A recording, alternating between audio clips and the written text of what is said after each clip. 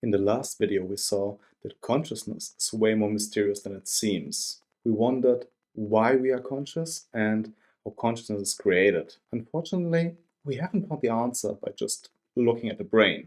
Well, we need to ask, why would we? Let us take a closer look at perception. It is generally understood that perception is a constructive process.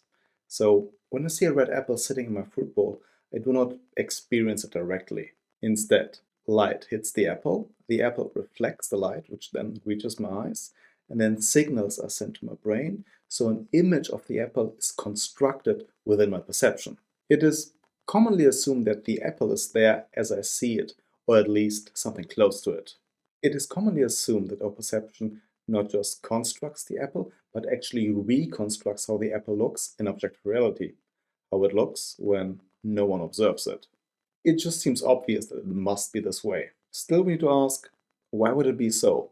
Could it possibly be the case that the apple is just a construction of our mind, that it actually doesn't exist when no one looks? And yes, this is exactly what I want to argue in the rest of this video. There is no apple. At least, not in the way we think. But this begs the question, how could we possibly find out if we reconstruct objective reality truthfully in our minds? What observation could tell us what happens when no one looks? None. Right? Right? Well, yeah, kind of. But we don't need to make an observation to show us that the world we see is different from the world when no one looks. Instead, we can ask, how likely is it that our perception reconstructs the objective world truthfully? This is our first key insight.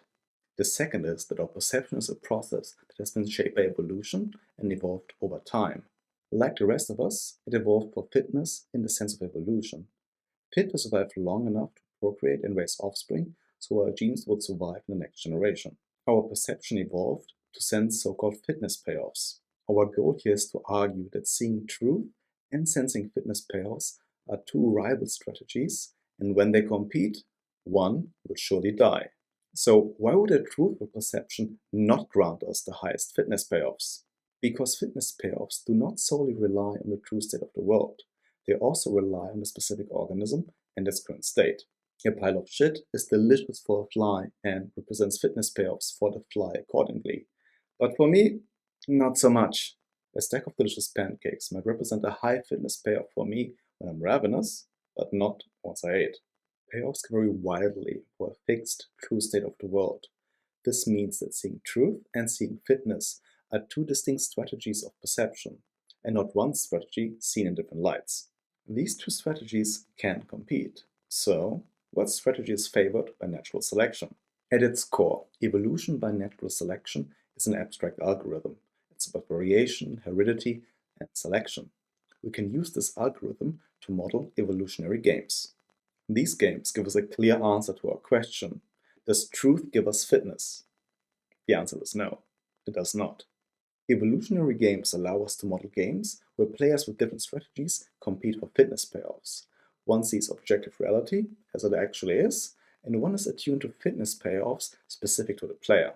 Once these games are modeled, one can prove that as the complexity of objective reality and the player's perception grows, the probability that truth beats fitness goes to zero. Donald Hoffman calls the statement the fitness beats truth theorem, or FBT theorem for short. For the theorem to work, we don't need to make any assumptions about what objective reality or the players look like. The key point is that no matter what the world actually looks like, a perception tuned to fitness will not mirror it. Instead, fitness depends in complex ways on the state of the world, the state of the organism, and some other factors as well. The language of our perception, including space and time, cannot describe reality as it is when no one looks. It's not simply that this or that perception is wrong. It's that none of our perceptions could possibly be right. To conclude, Donald Hoffman does not claim that there is no objective reality, but that reality is utterly unlike our perceptions of objects in space and time. The FBT theorem states that whatever the reality outside of the observer looks like, natural selection will shape perception to ignore it. The job of our senses is not to reveal the truth, but to guide useful actions to grant higher fitness payoffs. Tracking fitness payoffs is the whole game, not seeing the truth. As it turns out, Ignorance of reality can aid command of reality. But what do I know?